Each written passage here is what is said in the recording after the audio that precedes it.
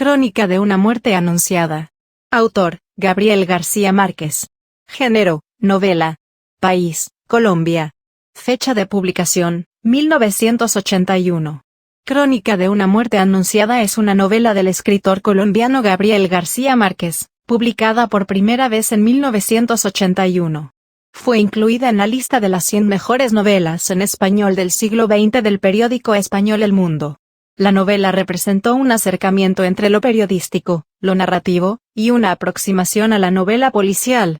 La historia contada se inspira en un suceso real, ocurrido en 1951 en el municipio de Sucre, ubicado al sur del departamento de Sucre, en Colombia, del que el autor tomó la acción central, el crimen, los protagonistas, el escenario y las circunstancias, alterándolo narrativamente, pero sin descuidar nunca los datos y las precisiones obligadas en toda crónica periodística.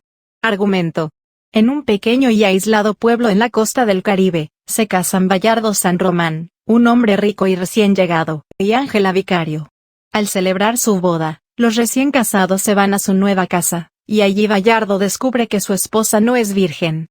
Inmediatamente, Bayardo devuelve a Ángela Vicario a la casa de sus padres donde es golpeada por su madre e interrogada por sus hermanos. Ángela culpará a Santiago Nazar, un vecino del pueblo. Los hermanos Vicario Pedro y Pablo, obligados por la defensa del honor familiar, anuncian a la mayoría del pueblo que matarían a Santiago Nazar. Este no se entera, sino minutos antes de morir. Los hermanos matan a cuchillazos a Santiago, después de pensarlo en varias ocasiones, en la puerta de su casa, a la vista de la gente que no hizo o no pudo hacer nada para evitarlo.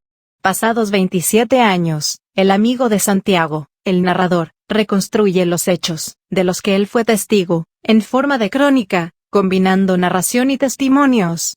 Años después, Ángela Vicario estaría escribiendo cada día a Bayardo, primero formalmente, después con cartas de joven enamorada y, al final, fingiendo enfermedades. Así, Bayardo vuelve 17 años después, claramente desmejorado y con todas las cartas sin abrir. Personajes. Una característica del libro es la extensa cantidad de personajes, debido a que, al ser un pueblo pequeño, todos en él tuvieron participación directa o indirecta, o mención en la historia. Es didáctico con el personaje y de gran fracaso. Hay un personaje colectivo que es el pueblo, del Pico, que conoce de manera anticipada la muerte de Santiago y no hace nada por evitarla.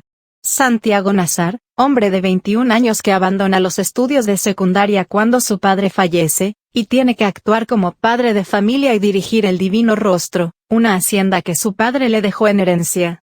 Es un personaje soñador, alegre, pacífico, de corazón fácil, una persona con la que se podía hablar, bello, formal y creyente. Tenía un cierto talento casi mágico para los disfraces. Ángela Vicario, es la menor en su familia, no creyente, muy recatada respecto a los hombres, sabía lo que hacía en cada caso. Maduró después de lo ocurrido y se vuelve ingeniosa.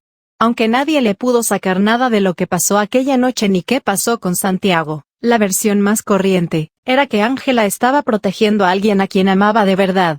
Muy indecisa a la hora de tomar decisiones por sí misma ya que sus padres le impusieron su novio. Tenía un aire desamparado. Bayardo San Román, ingeniero de trenes cuya edad ronda los 30 años.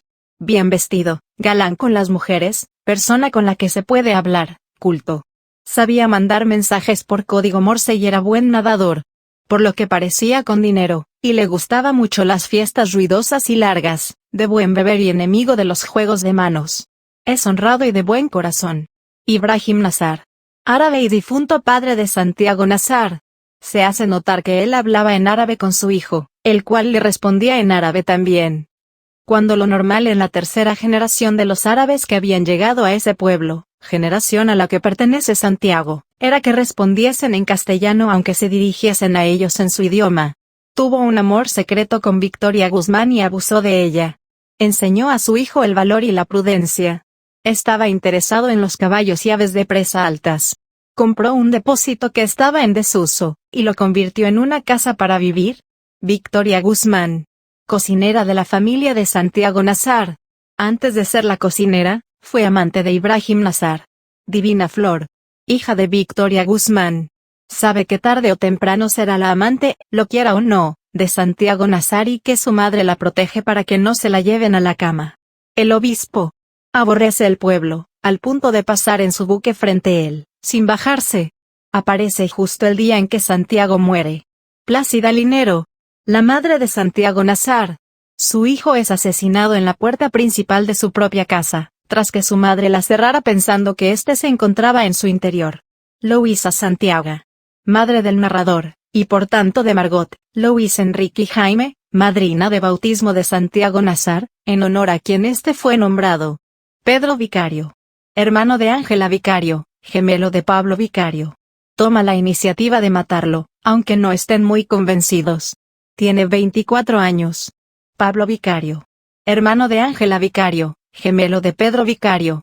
Es menos convencido de matar a Santiago Nazar. Se casa con Prudencia Cortés después de salir de la cárcel. Cristo Bedoya, amigo de Santiago Nazar, lo acompañó durante la boda de Ángela Vicario, celebrada la noche antes de su asesinato. En la mañana después de la boda, Cristóbal perdió de vista a Santiago durante unos minutos, en los cuales se enteró de los planes de los hermanos Vicario de asesinarlo. Cristóbal busca a Santiago en su casa, para advertirle, pero no le encuentra. Al final un grupo de personas pide su ayuda como médico, lo cual le impide defenderlo de su muerte. Margot, hermana del narrador, estaba enamorada de Santiago. Monja del pueblo, hermana del narrador. Jaime, hermano menor del narrador. Luis Enrique, hermano del narrador. Padre Carmen Amador, párroco del pueblo y ex estudiante de medicina. Le hace una autopsia muy poco exacta al muerto. Lázaro Aponte, coronel retirado y alcalde del pueblo. Es la única persona del pueblo que se atreve a hacer algo contra el asesinato al decomisarles los cuchillos a los asesinos, aunque era evidente que habrían de conseguir otros. Flora Miguel, novia de Santiago Nazar desde la escuela. Se iban a casar las navidades del año en que lo mataron. Magdalena Oliver, vecina del pueblo en el que el protagonista vive. Poncio Vicario, padre de Ángela Vicario. Era orfebre y se había quedado ciego. Purísima del Carmen o Pura Vicario, madre de los gemelos, Pablo y Pedro, y de Ángela Vicario. Mercedes Barcha, esposa del narrador. María Alejandrina Cervantes, dueña de un prostíbulo del pueblo. Santiago Nazar estuvo enamorado de ella en la adolescencia, pero su padre árabe los separó. Clotilde Armenta, dueña de la tienda de leche de la plaza. Los hermanos Vicarios se quedan en su tienda mientras esperan matar a Santiago Nazar. Rogelio de la Flor, marido de Clotilde Armenta. General Petronio San Román, padre de Bayardo San Román, héroe de guerrillas civiles. Alberta Simons, madre de Bayardo San Román. Faustino Santos, carnicero del pueblo. Ve a los gemelos Vicario afilar sus cuchillos aunque no hace nada ya que cree que están borrachos. Leandro Pornoy, agente de policía. Cuando le notifican que los hermanos Vicario estaban decididos a matar a Santiago Nazar, informan de ello a Lázaro Aponte. Doctor Dionisio Iguarán, doctor del pueblo, primo hermano de Luisa Santiago. Hortensia Baute, vecina del pueblo. Es la primera persona en llorar por la muerte de Santiago Nazar.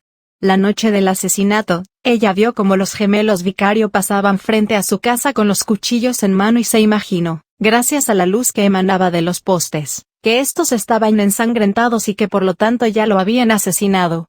Aunque todavía el homicidio no había ocurrido. Prudencia Cortés, novia de Pablo Vicario, lo espera hasta que sale de la cárcel. Los gemelos Vicario solían tomar el primer café de los viernes en su casa luego de ir al mercado. Suseme Abdala, matriarca de la comunidad de árabes asentados en el pueblo. Próspera Arango, retrasa a Cristo Bedoya cuando le pide que haga algo por su padre que estaba agonizando en el sardinel de su casa, inmune a la bendición fugaz del obispo. Meme Loaiza, atestiguó los hechos. Aura Villeros, comadrona del pueblo. Polo Carrillo, dueño de la planta eléctrica. No le agradaba Santiago Nazar. Fausta López, mujer de Polo Carrillo. Tenía un mal concepto de los turcos. Indalecio Pardo, amigo de la familia de Santiago Nazar. Escolástica Cisneros, atestiguó los hechos. Sara Noriega, dueña de la tienda de zapatos. Celeste Dangond, vecino del pueblo. Yamil Shayum, árabe antiguo socio de Ibrahim Nazar y buen amigo de la familia. Viudo de Sius. viudo de Yolanda de Sius, y dueño original de la casa más bella del pueblo según sus habitantes. Esta fue comprada por Bayardo San Román, lo que le ocasionó una gran pena y más tarde, la muerte. Winifrida Márquez, tía del narrador, vive enfrente de Santiago Nazar, y fue la última que lo vio con vida. Nair Miguel, padre de Flora Miguel, novia de Santiago Nazar. Es de barba colorada, y el varón sabio de la comunidad. Poncho Lanao, vecino de Santiago Nazar, vive en la casa contigua Argenida Lanao, hija de Poncho Lanao, juez instructor. Bastante joven. Es su primer caso. Mandado para aclarar el crimen, aunque sospecha que Santiago Nazar no fue el que le quitó la virginidad a Ángela Vicario, no llega a concluir si este hecho fue verdad o no a causa de la falta de información. Eliezer Garavito, novio de Argenida Lanao y tío de Santiago Nazar. Yomar Santiago. Primo lejano de Santiago Nazar y novio de Meme Loaiza. La imposibilidad de acceder a algunos conocimientos de la verdad es uno de los aspectos de la novela que más llaman la atención, ya que deja sin aclarar un aspecto fundamental de la historia. ¿Cómo fue posible que el asesinato de Santiago Nazar no pudiese llegar a ser evitado dadas las circunstancias públicas en que se desarrolló? Dado que la novela se presenta como la reconstrucción casi periodística de unos hechos reales a través de una minuciosa investigación.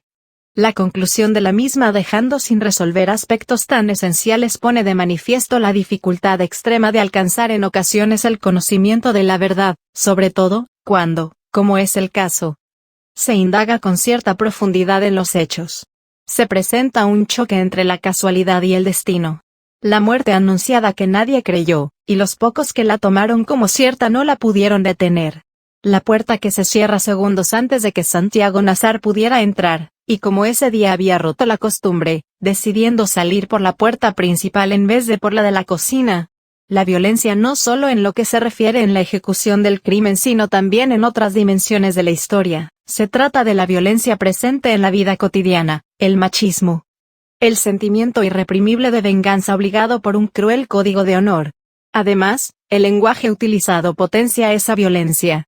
El honor es un implacable mecanismo de venganza al que hay que acudir para restaurar el orden de la moral colectiva, no admite vacilación ni demora para ser restaurado y es obligación inexcusable. Además, el honor legitima y sublima cualquier conducta. Por ejemplo, el cura Carmen Amador considera que los Vicario han probado su hombría, recuperando su dignidad y el honor de su familia. La religión y las creencias de los individuos se presenta como una mezcla de fetichismo, superstición, milagrería, credulidad y simplismo. Se incluye aquí, también, el tema de la figura del obispo y su visita frustrada. Tratado desde un punto de vista crítico e irónico. Técnica narrativa. La novela se presenta como la reconstrucción de una historia. Un narrador en primera persona y testigo de algunos hechos asume, años después del amargo suceso, la función del investigador para reconstruir la historia mediante informes, cartas, testimonios diversos y su memoria, pues él mismo estuvo en el pueblo el día de la boda. El punto de vista desde el que se narra la historia es cambiante, hay multiperspectivismo, en tanto que la visión de los hechos se presenta no solo desde el punto de vista del narrador, sino también de los demás personajes, protagonistas y testigos de los hechos. A veces coinciden, pero en otras ocasiones se contradicen. La historia se presenta, entonces, como ambigua, llena de dudas, sobre todo en lo que se refiere a quién deshonró a Ángela o, por ejemplo, el clima del día, que varía de ser lluvioso y nublado a ser de un soleado cegador, según los testimonios. El narrador presenta la historia dividida en 5 partes, cada una de las cuales desarrolla temas concretos y gira alrededor de los diferentes protagonistas, alterando la ordenación de los hechos y su ordenación temporal. El tiempo fluye de forma lineal, circular y caótico, consiguiéndose a través de anticipaciones, retrocesos, reiteraciones, superposiciones, elipsis, etc. El resultado es una especie de rompecabezas. La novela presenta una estructura cerrado-circular, la muerte de Santiago a manos de los Vicario, anunciada súbitamente en las primeras líneas, es el motivo narrativo que, con pormenorizado y macabro tratamiento, cierra también la historia. La novela presenta abundantes diálogos, fragmentarios y breves, y en estilo directo normalmente, con lo que se logra cortar el ritmo narrativo, introduciendo variedad en la narración y en el estilo, y fragmentos descriptivos, de objetos, personajes, escenarios, ambientes.